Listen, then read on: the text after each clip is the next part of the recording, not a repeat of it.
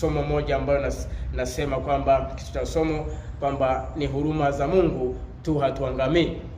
Ni huruma za Mungu tu kwamba hatuangamii.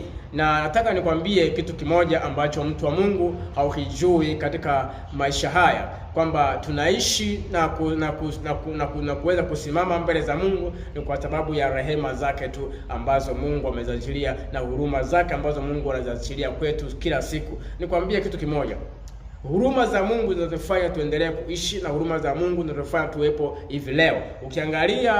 Ukiangalia Biblia, wakati gharika inakuja, Mungu anaachia gharika juu ya wanadamu, ni kwamba Mungu alikadhabika, lakini baada ya Nuhu kutoka katika safina na ile mwisho wa gharika ilipofika, Nuhu akamtolea Mungu sadaka, na ile sadaka ikawa harufu nzuri mbele za Bwana na manukato mbele za Bwana, na Mungu akasema sitamwangamiza mwanadamu kabisa na wala sitashindana na mwanadamu kamwe, kwa sababu mawazo ya mwanadamu siku zote ni mabaya. Kwa hiyo ni huruma za Mungu ambazo zinasababisha mpaka hivi leo tunaweza kusimama mbele za Mungu na kuweza kuendelea na maisha yetu ya kawaida. Lakini kumbuka kwamba unapoishi kile itapo leo ni huruma za Mungu tu, na kwamba zinatupa favor za kuendelea kuishi.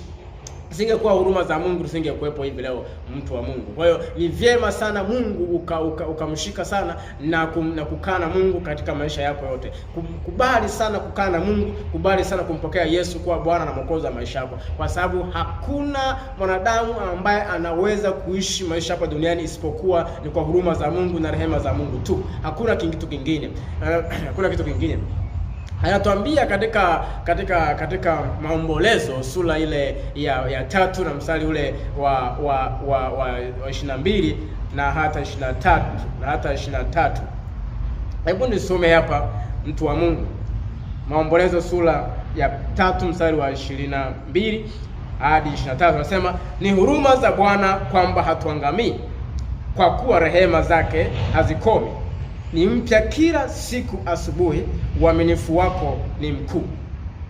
Umeona? Anasema ni huruma za Bwana kwamba hatuangamii, kwa kuwa rehema zake hazikomi, ni mpya kila siku asubuhi.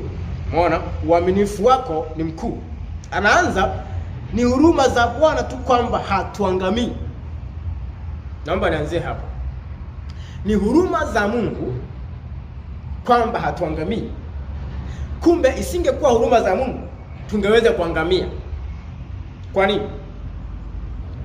Toka unapoamka asubuhi, umewaza mangapi mabaya na umewaza mangapi yaliyo mema?